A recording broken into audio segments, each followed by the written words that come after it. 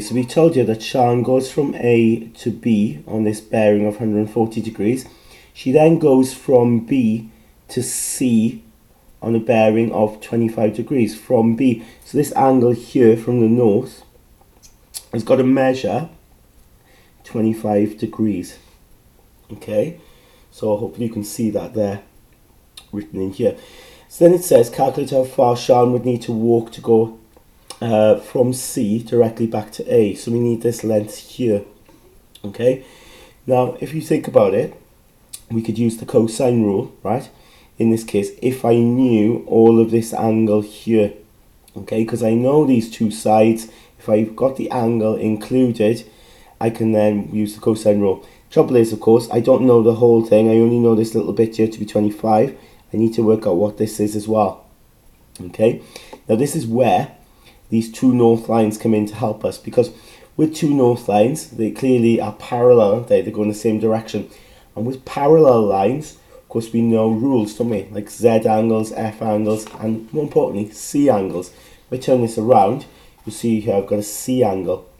And with a C angle, I can work out that angle there. The interior angles here of the C have to add up to 180. So if that's 140, this then has got to be 40, isn't it? It'll add up then to 180. Okay, now go back to your diagram here. You'll see that this then is 40. Okay, so now I can see I've got this big angle here made up of the 40 and the 25. So it's actually 65 in total, yeah?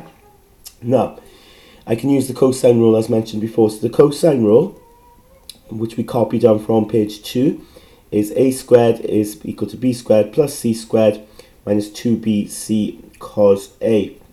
So I'm going to label the sides, because this is angle B, this opposite side will be little b. Because that's angle C, this will be little c. And because this is angle A, this will be little a. Now you'll notice I want little b, yeah?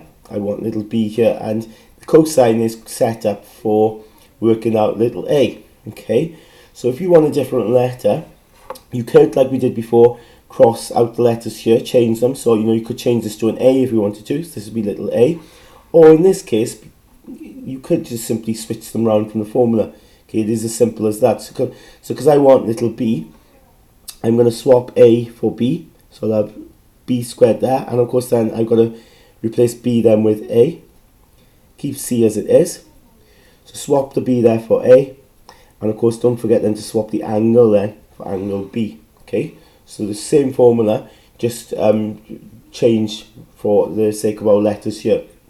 So to work out little b then, well, I've got little a, which is 180 squared, little c then, which is 350, so square that, 2 then times a times c, cos then of the angle, which is 65, don't forget, yeah, because it's these two angles combined. So on my calculator, let's type that in. 180 squared plus 350 squared minus 2 bracket 180 bracket 350, and then bracket cos 65.